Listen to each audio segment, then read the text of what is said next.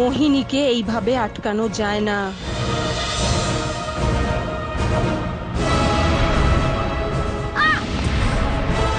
আদিত্য,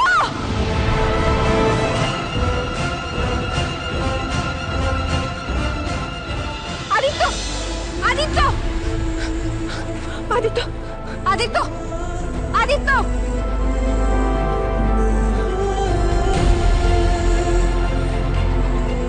তুমি সাড়া দিচ্ছ না কেন? আদিত্য, তোমার কি হয়েছে?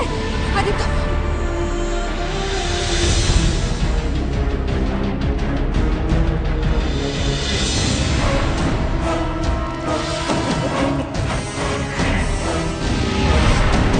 কি ভেবেছিলে তোমরা? কি ভেবেছিলে মোহিনীকে এত সহজে হারিয়ে দেবে? মোহিনীর মায়াকে এত সহজে হারিয়ে দেবে? দেখো এবার। আদিত্য, আদিত্য,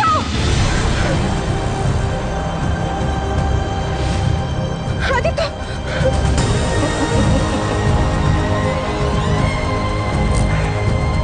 ভূমি সাবধান।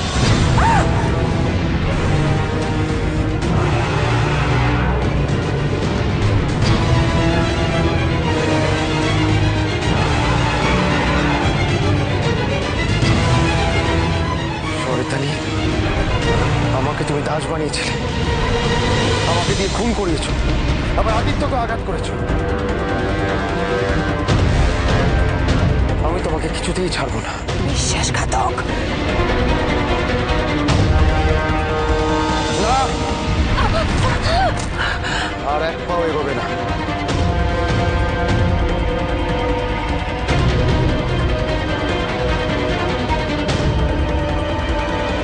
আচার্যদেব, আপনি ওদের সুরক্ষিত করুন, আমি এই পাপিষ্টাকে দেখছি।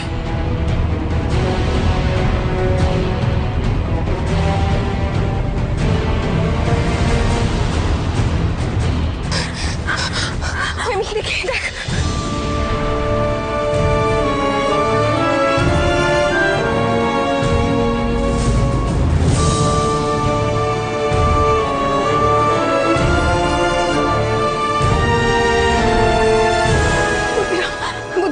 আদিত্যকে ধরো তুমি, সাবধানে, সাবধানে।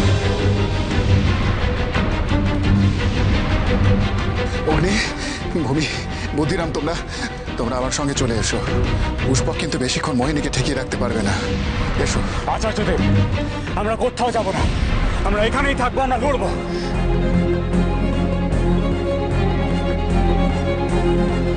পুষ্পকের সঙ্গে কাঁধে কাঁধ মিলে লড়বো আমরা। হ্যাঁ আচার্যদেব, নাহলে তো এই শিক্ষার কোনো মূল্যই থাকবে না। এতদিন এই প্রশিক্ষণ নিয়ে মুখ ফিরিয়ে চলে গেলে আপনাকে অপমান করা হবে আচার্যদেব। তোমরা থাকবে এখানে, লড়বে? হ্যাঁ আচার্যদেব, আমরা লড়বো, আপনি কোনো চিন্তা করবেন না।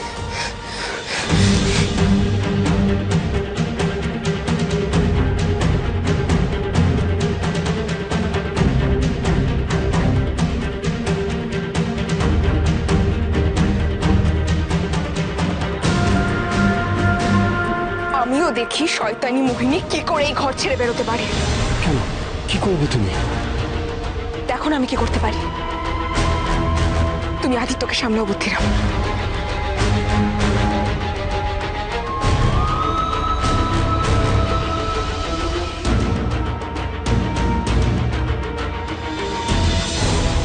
এই মেয়েটা বাঘ হয়ে গেল কি করে?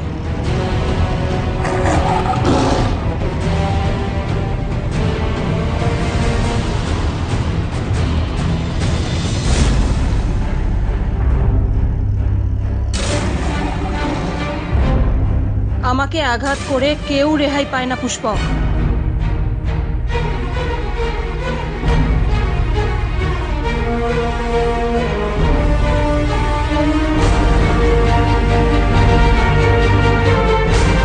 আমার বিরুদ্ধে ওরা 4 জন।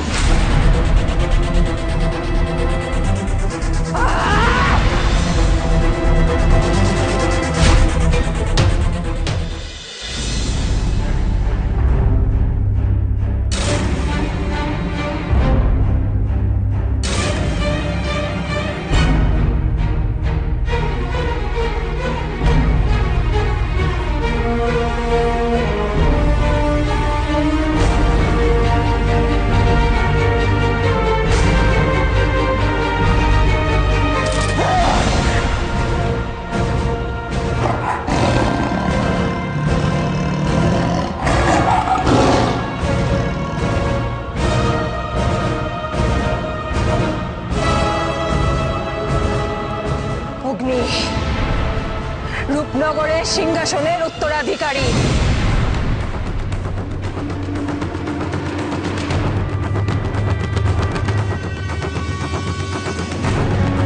আমার পথের কাঁটা, আজ তোমায় আমি শেষ করব। আজ তোমায় আমি শেষ করব।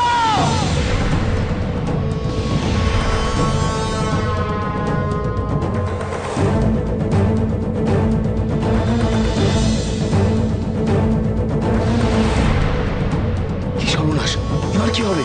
অগ্নি, সাবধান! অগ্নি!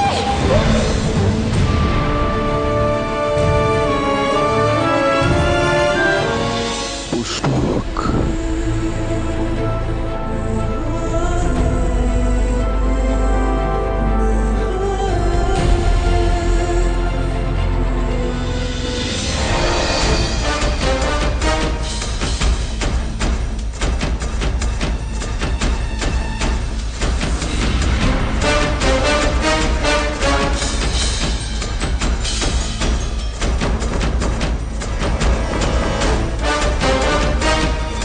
মোহিনী!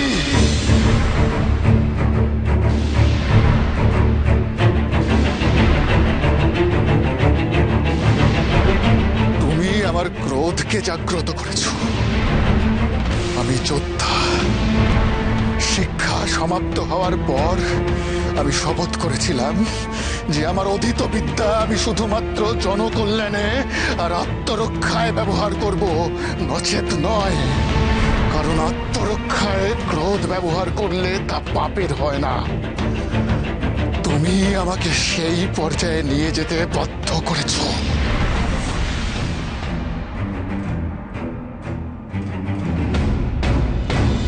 তস্করের মতো আমার আশ্রমে প্রবেশ করেছো। আমার প্রিয়তম শিষ্যকে মায়া বলে বশ করেছো। তাকে দিয়ে তোমার দাসত্ব করিয়ে তাকে তুমি হত্যা করেছো। শিশু আদিত্যকে তুমি আঘাত করেছো। আমার আশ্রমের শান্তি বিঘ্নিত করেছো। এবার আমি তোমাকে আঘাত করছি, দেখো সহ্য করতে পারো কিনা।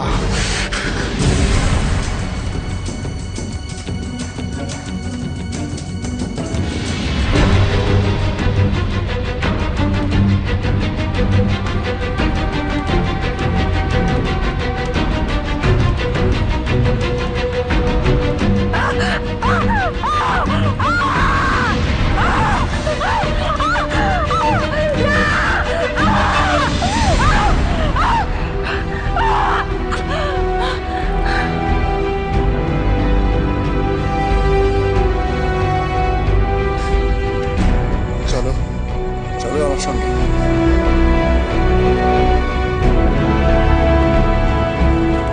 এটা কি করছো তুমি অগ্নি?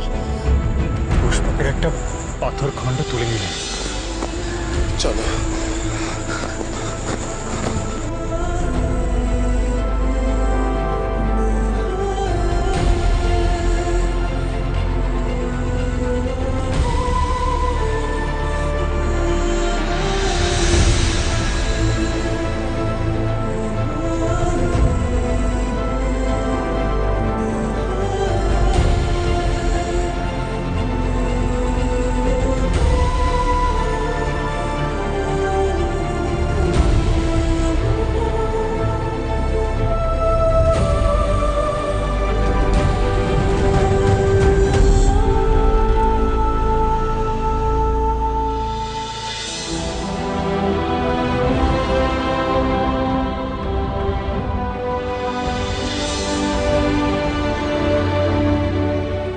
গুরুদেব, আপনার জন্যই আজকে আমরা বেঁচে ফিরতে পারলাম।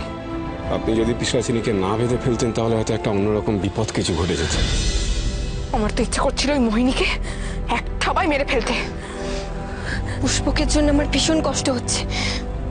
মোহিনী যে ওকে এভাবে শেষ করে দেবে, উফ, কি ভয়ঙ্কর এই মোহিনী। ভূমি, অগ্নি, তোমরা মনোযোগ দিয়ে আমার কথা শোনো। তোমাদের খুব তাড়াতাড়ি এই আশ্রম ছেড়ে বেরিয়ে পড়তে হবে। আর তার আগে তোমাদের অনেক কিছু বলার আছে আমার। কিন্তু তারও আগে আদিত্যকে সুস্থ করে তুলতে হবে, তারপরে বাকি কাজ।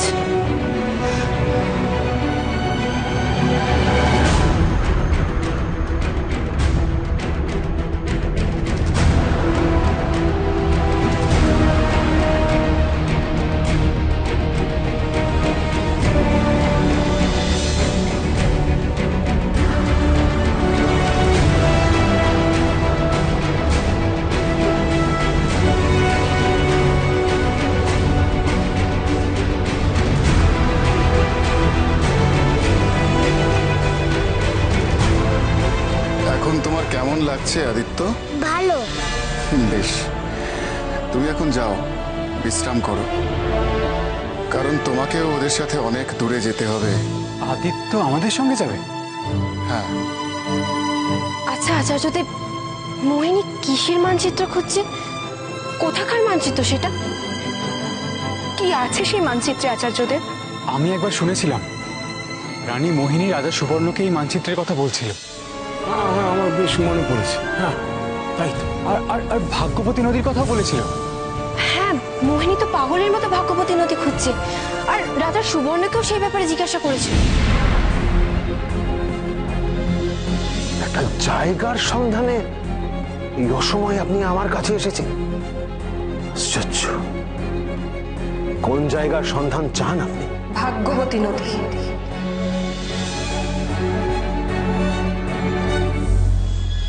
গুরুদেব, আপনি তো সবই জানেন। এই মানচিত্রের বিষয়টা যদি একটু খুলে পরিষ্কার করে বলেন তাহলে আমাদের খুব ভালো হয়। তোমাদের মনে এই মানচিত্র নিয়ে নানা রকমের প্রশ্ন জাগছে তো? আমি এক এক করে এর উত্তর দেব।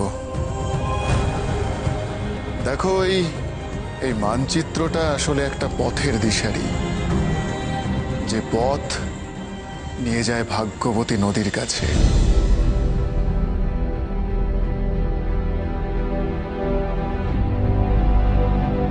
সেই মানচিত্রের অর্ধেকটা আমি আজ মোহিনীর কাছ থেকে কেড়ে নিয়েছি, আর এর বাকি অর্ধেকটা আছে আমার কাছে। কিন্তু আমি একটা কথা কিছুতেই বুঝতে পারছি না, যে মোহিনী কি করে জানলো এই মানচিত্রের অর্ধেকটা আমার কাছে আছে।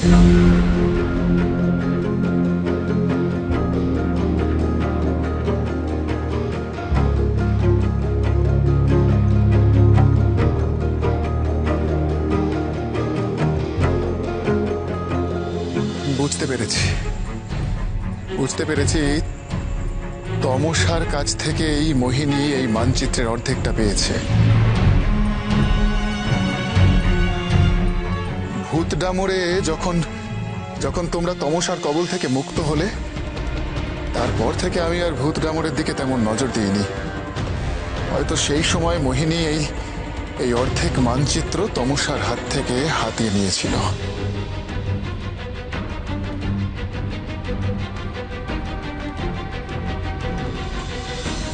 ঠিক সেই সময় হয়তো মোহিনী এই অর্ধেক মানচিত্র ওর কাছ থেকে জোগাড় করেছিল। যদিও তাতে মোহিনীর তেমন কোনো লাভ হয়নি, কারণ এই অর্ধেক মানচিত্র নিয়ে ও যা সন্ধান করছে সেখানে কোনোদিনই পৌঁছানো যাবে না। এমন কি আছে এই মানচিত্রে? আর ভাগ্যবতী নদীর সন্ধান ছাড়া আরো বিশেষ কিছু কি আছে?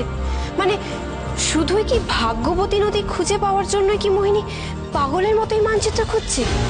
এই মানচিত্রের অর্ধেক অংশ আপনার কাছে আছে, আর অর্ধেক অংশ তমসার কাছেই বা ছিল কেন? এই বিষয়টা আপনি একটু খোলসা করে বলুন না। মানে এই প্রশ্নটা আমাদের সকলের মনের মধ্যেই ঘুরপাক খাচ্ছে। হ্যাঁ আচার্যদেব, যে মানচিত্রের পুরোটাই আপনার কাছে থাকার কথা, তার অর্ধেকটা তমসার কাছেই বা গেল কি করে? তমসা এই মানচিত্রের অর্ধেকটা চুরি করে পালিয়েছিল।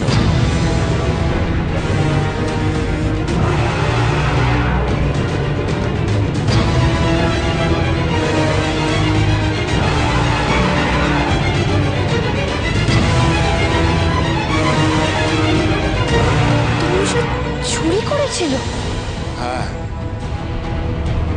তমসা ছিল এই আশ্রমেরই শিষ্যা। মায়া শক্তি অর্জন করার জন্য সে এই আশ্রমে আসে। নানান বিদ্যায় সে পারদর্শীও হয়ে উঠেছিল, কিন্তু তার মাথায় ছিল দুষ্ট বুদ্ধি।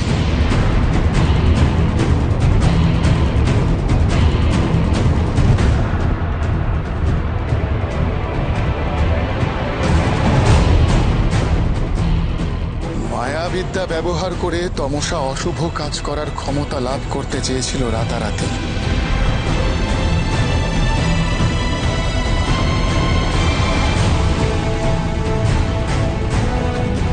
আর তাই সবটা শেখার আগেই সহজ পথ অবলম্বন করবার জন্যে সেই মানচিত্রের অর্ধেকটা চুরি করে পালিয়ে যায়।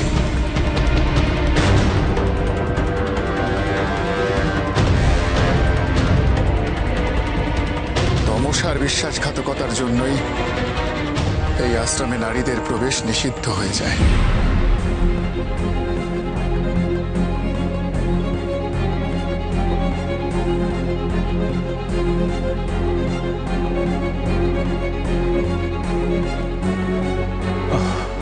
এতক্ষণে বিষয়টা আমার কাছে খুব পরিষ্কার হলো।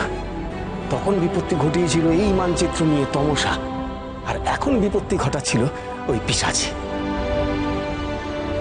যদিও আর সে ভয় নেই, আপনি তাকে বেঁধে ফেলেছেন খুব ভালো করে।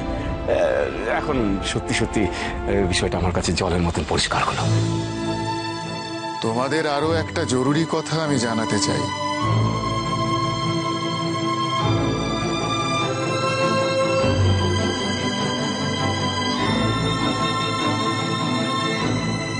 এই মানচিত্রের আসল দাবিদার কিন্তু ভূমি আর অগ্নি।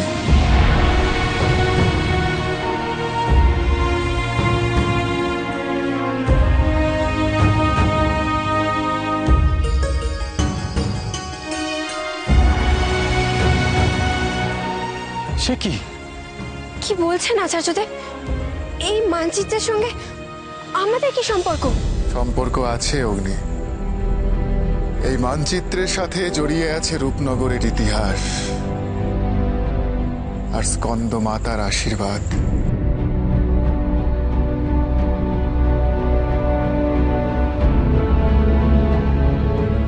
স্কন্দমাতা?